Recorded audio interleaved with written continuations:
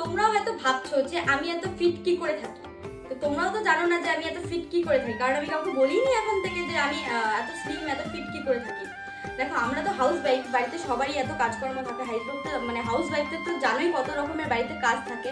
তো এত কাজ করে একটা বেবি সামলিয়ে মানে এত ফিট থাকা কোনোভাবে সম্ভব না।